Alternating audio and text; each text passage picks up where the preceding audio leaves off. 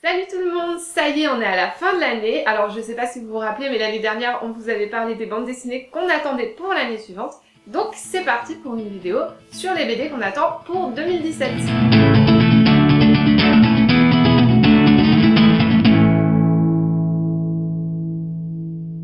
Salut tout le monde. Tiens, c'est bizarre. C'est pas comme d'habitude. Bref, moi je vais vous parler du crossover Batman et les Tortues Ninja qui est une de mes grosses attentes de 2017. Pourquoi? Tout d'abord parce que je suis fan des Tortues Ninja depuis que je suis petit grâce au dessin animé.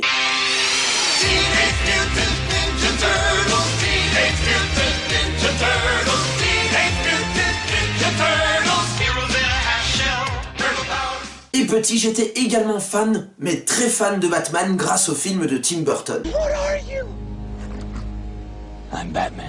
Alors voir les deux combinés, ça me file le bambou. Ensuite j'attends ce crossover car on ne voit presque pas, voire pas du tout de comics Tortues Ninja en VF. Cette histoire est scénarisée par James Tynion IV, le protégé de Scott Snyder. Snyder, vous devez sûrement le connaître pour Batman, The Wake, American Vampire et plein d'autres trucs. James Tynion IV, lui, il a fait Batman Eternal, Batman et Robin Eternal, Detective Comics et sûrement plein d'autres trucs que j'ai oubliés. Au dessin, c'est Williams 2, que je ne connais pas. Peut-être qu'il a un lien familial avec le dessinateur James Williams 3. Bref, Williams 2 a un style graphique très sympa, une perspective et une anatomie maîtrisée, mais bon, comme toujours, le style ne plaira pas forcément à tout le monde. En tout cas, je pense que ce crossover va être vraiment sympa. Comment je le sais? Eh ben parce que j'ai lu le numéro 1. La white cover, c'est d'Alessandro Vitti, pour ceux que ça intéresse. Alors, ayant lu le numéro 1, ben, je peux vous dire que l'histoire a l'air vraiment prometteuse. La fusion des deux univers est bien faite, les tortues sont fun, l'intrigue a l'air intéressante et développée, donc ça risque d'être très sympa. Et vous voulez un autre argument pour vous inciter à l'achat? Quand le comics sortira en février chez Urban Comics, il sera au prix très raisonnable de 10 €, et ça c'est une affaire. Du coup, si vous êtes vraiment fan de Batman et des tortues, bah achetez-le. Voilà, c'est tout pour moi parce que je dois laisser ma place au suivant, donc merci à Casavu de m'avoir invité.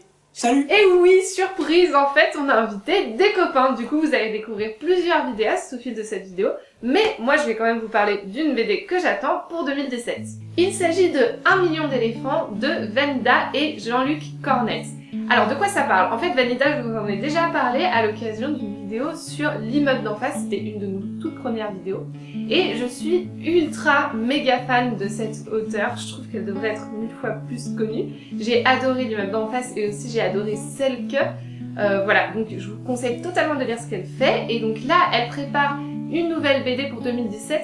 Très bientôt en fait, puisque c'est pour le 3 janvier. Je sais pas si vous vous souvenez, mais je vous expliquais que Vanida était franco-laotienne. Et en fait, dans cet album, elle va explorer ses origines laotiennes. Alors, c'est pas elle qui est au scénario, elle est au dessin. Et en fait, ça raconte pas vraiment son histoire, ça raconte l'histoire du Laos depuis les années 30.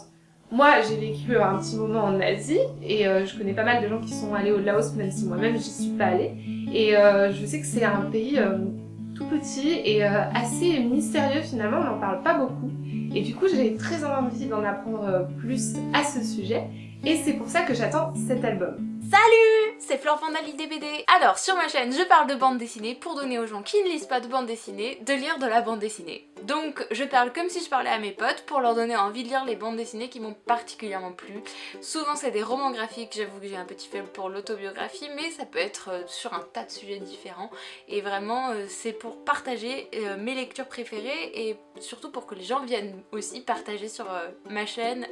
C'est vrai qu'il n'y a pas toujours énormément de gens qui le font, mais ça me fait toujours plaisir quand il y a un nouveau commentaire qui vient s'ajouter à la liste et que je découvre de nouvelles idées ou alors des gens qui ont lu ou qui ont aimé des choses que moi aussi j'ai aimé ou qui ont au contraire détesté et qui me disent pourquoi. Je trouve ça hyper intéressant, donc venez débattre sur ma chaîne si jamais vous avez envie. La bande dessinée que j'attends avec le plus d'impatience en 2017, il y en a beaucoup, je dois avouer. En plus je suis libraire, donc je vois passer tous les titres les uns après les autres et je me dis ah là là, ça j'ai envie, ça j'ai envie, ça j'ai envie, et je me dis que ça va être catastrophique pour ma carte bleue. Bref, du coup en fait celui qui me manque le plus, enfin que j'attends avec le plus d'impatience, c'est le tome 2 des Carnets d'Esther de Riyad Sattouf. J'adore Riyad Sattouf, c'est pas très original, mais les Cahiers d'Esther c'est un peu moins connu et vraiment j'adore. Je me suis refait le tome 1 il y a pas longtemps, j'ai vérifié sur la base de données de la librairie, normalement le tome 2 devait sortir en janvier, il a été repoussé je crois en mars, en février.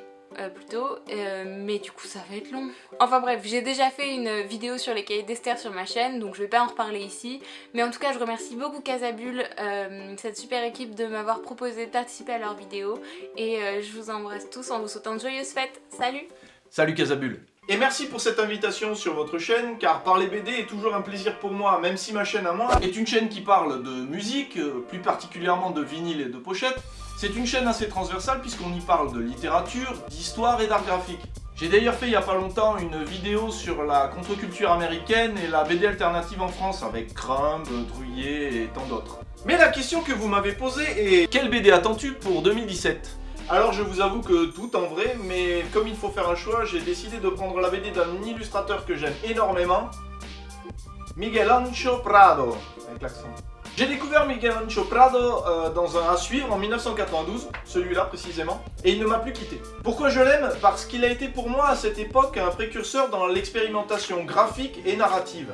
Couleurs directes, crayons rehaussés de peinture, une puissance chromatique aux couleurs irréelles. Et puis une construction narrative très littéraire, très poétique, voire même onirique. En 2017 sort Proie facile, et vous pouvez être sûr que je serai à l'ouverture de ma petite librairie ce jour-là. Salut à tous, je suis James, je suis le co-créateur de l'Amicale du Geek, une chaîne YouTube sur laquelle, avec ma comparse Faye, on vous parle de pop culture, et je suis aussi l'animateur principal d'une émission de radio qui s'appelle Comics Discovery, qui passe tous les mardis sur Radio Campus Montpellier. Moi je vais pas vous parler d'un comics ou d'une BD en particulier que j'attendrai pour 2017, mais de tout un event, parce que j'attends beaucoup et je suis très hypé par Rebirth. Alors pour les gens qui ne sauraient pas ce qu'est un event, et là pour le coup un relaunch, c'est quand un éditeur, dans le cas précis là c'est DC, va relancer tous ses numéros au numéro 1 et va rentrer ça avec un event en particulier. Donc un event c'est une espèce de gros événement qui va toucher à tous les personnages de son univers. Pour le cas là, c'est un personnage en particulier, je ne vais pas vous spoiler l'identité, qui n'était plus présent dans les NFT2, l'ancien univers de chez DC, qui va essayer de revenir dans cet univers, et ça va enclencher des trucs dont je ne vais pas vous spoiler, parce que ce serait dommage. Moi j'ai eu la chance de lire le premier numéro en VO, donc c'est un numéro qui est écrit par un de mes scénaristes favoris, qui est Jeff Jones. Donc ce premier numéro m'a beaucoup hypé, et sachez que vous allez retrouver en mai, en librairie, ce premier numéro, et en plus, dans un seul volume, une bonne partie de tous les numéros 1 de l'univers Rebirth, du relaunch Rebirth, ce qui vous permettra de pouvoir lire, d'avoir un coup d'œil étendu sur tout ce que propose DC, ce qui est assez cool pour une modique somme, je crois que c'est 35 € pour un gros tome comme ça. Ça va être assez tentant. Donc voilà, je pense que c'est tout ce que j'avais à vous dire. Je vous laisse, et je vous dis, continuez à lire des comics ou des BD. Allez, bye bye, et puis bonne année. Alors moi je vous parle de Infinity 8, un comics de SF français en 8 tomes piloté par Trondheim et Olivier Vatine. Chaque tome aura un arc narratif différent et des auteurs différents. Parmi eux on pourra retrouver Zep, Boulet, Davy Mourier et plein d'autres. Le vaisseau Infinity 8 traverse un amas de détritus et de morceaux de planètes. Quand la procédure 8 est lancée, Yoko Carsen va devoir enquêter sur ces événements.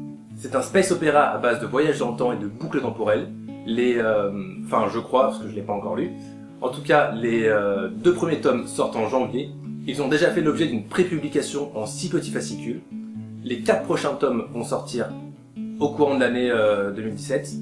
Et les 2 derniers tomes sortiront en 2018. Et je voulais aussi vite fait vous parler des 20 ans de Panini Comics, qui pour fêter ça a décidé de sortir des comics tout le long de l'année 2017, avec des couvertures d'auteurs français en fait. Du coup, on sait déjà qu'il y aura Bastien Vives qui va faire un Spider-Man, Pénélope Bagieux qui va s'occuper d'un Miss Marvel, et Lewis Trondheim qui va faire Astonishing X-Men. C'est une opération que je trouve vachement intéressante parce que c'est l'occasion pour moi de découvrir plein de récits que je n'ai jamais. Voilà, c'est la fin de cette vidéo participative. On remercie tous les vidéastes de s'être prêtés au jeu. Et on vous prépare plein de trucs trop cool pour 2017. Bonne année!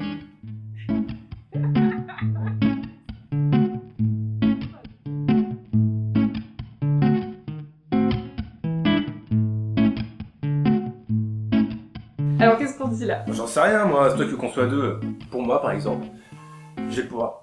Hey, et Lewis Trondheim qui va faire Astonishing. Voilà, c'est la fin de cette vidéo participative. On remercie tous les participants. Les vidéastes! Tu vas où? Je sais pas, Bah là, tu touches pas à ce qu'il y a là-bas. Voilà, c'est la fin de cette vidéo participative. On remercie tous les vidéastes. Putain, mais quel troll. C'est fini? Oui. Bah, super. Allez.